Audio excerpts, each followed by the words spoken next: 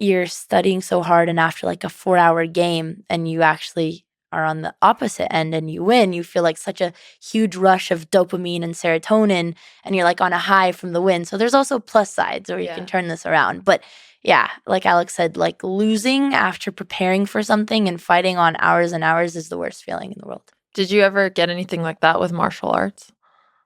Yeah, so wrestling. I wrestled all through high school and middle school.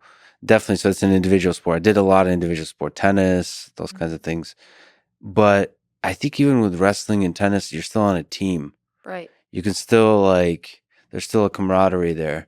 I feel like with chess, especially you go on your own with the tournaments, like you really are alone. But I mean, I always personally just had a very self-critical mind in general. I would not. This is one of the reasons I decided not to play chess because I think when I was really young, I met somebody who was able to play blindfold chess. Yeah. They were teaching me. They were laying in there on the couch, trashed, drinking and smoking. And there were Sounds like a Russian. yeah, exactly. They're now a faculty somewhere in the United States. I forget where, but he making jokes, talking to others, and he would move the pieces, like he would yell across the room. And I remember thinking that if a person is able to do that, then that kind of world you can live inside your mind, that becomes the chessboard. To me, that meant like the chessboard is not just out here. It could be in here, and you could do you can create these beautiful patterns in your mind. I thought like I had such a strong pull towards that, where I had to decide either I'm going to dedicate everything to this or not. You can't do half-assed. Yep. And then that's when I decided to walk away from it, because I had so much other beautiful things in my life. I loved mathematics. I loved just everything was beautiful to me. I thought chess would pull me all in. And there was nothing like it, I think, in my whole life since then. I think it's such a dangerous addiction. It's such a beautiful addiction, but it's a dangerous one, depending on what your mind is like. It reminds me of something I thought of before I stopped competing as much. And I'd look at people and think, imagine being so intelligent that you could become a grandmaster and yet only spending the rest of your life being a grandmaster. Because it's one of those things where it does require a lot of mental power, but by doing chess, you're not going to be able to explore other subjects deeply.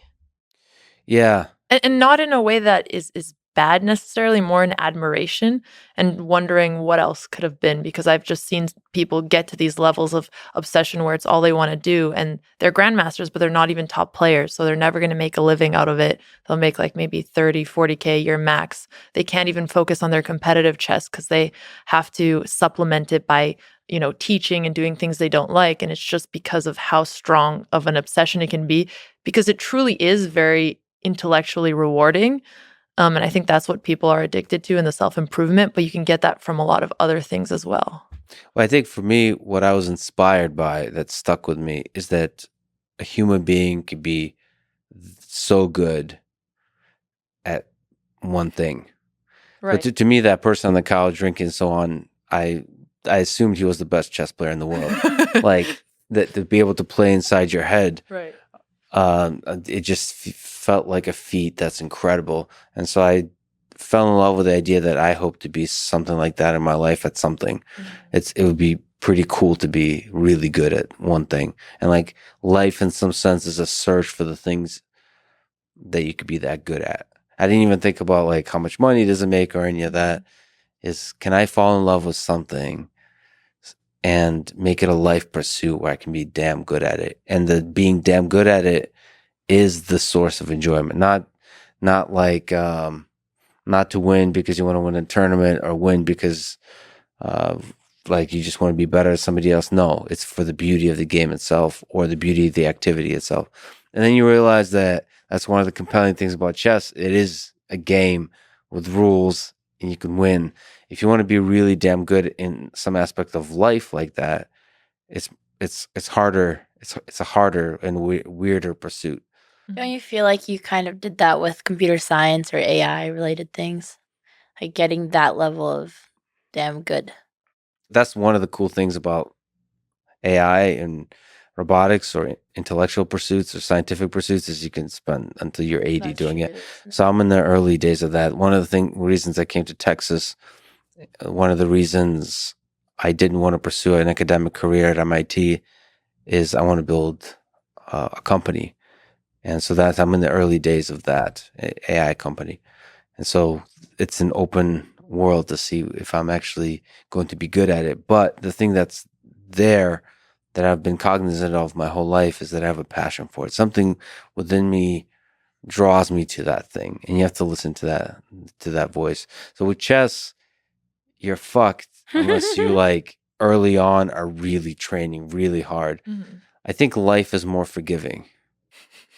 You Definitely. can be world class at a thing after making a lot of mistakes and after spending the first few decades of your life doing something completely different.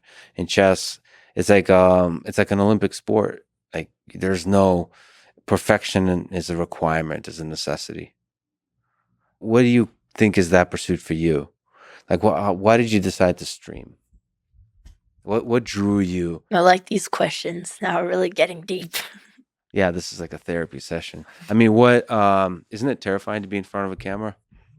Well, it's terrifying to be in front of 5 cameras. This Yeah. setup is Correction, 6. 6. It's Okay. more terrifying for me to Oh, yeah, try to that one. remember if I actually turn them all. I'm like I mentioned to you off mic, I'm still suffering from a bit of PTSD after screwing up a recording of Magnus.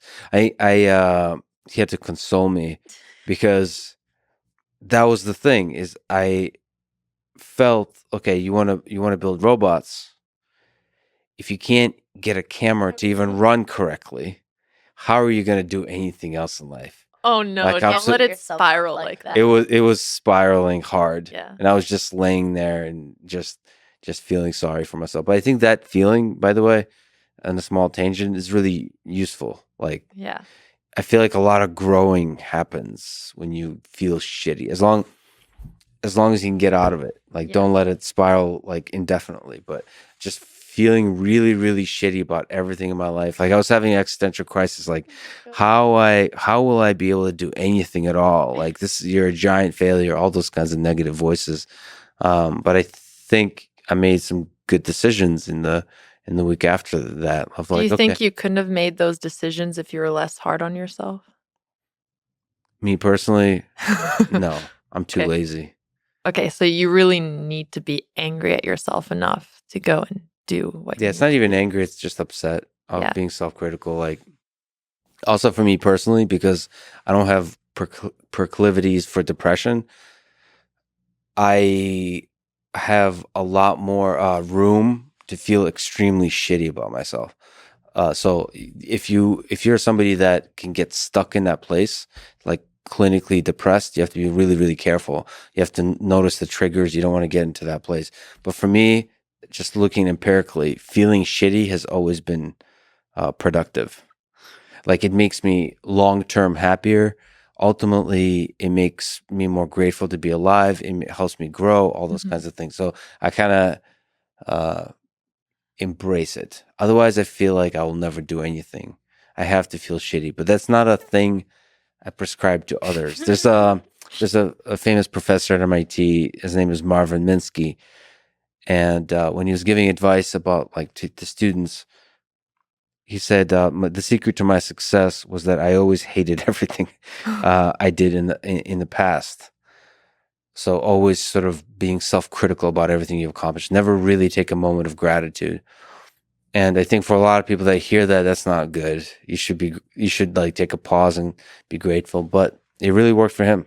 So it's a choice you have to make. Yeah, it reminds me of the quote, "Be happy but never satisfied," Mhm. where That's it. you can have a positive spin and still want to improve yourself.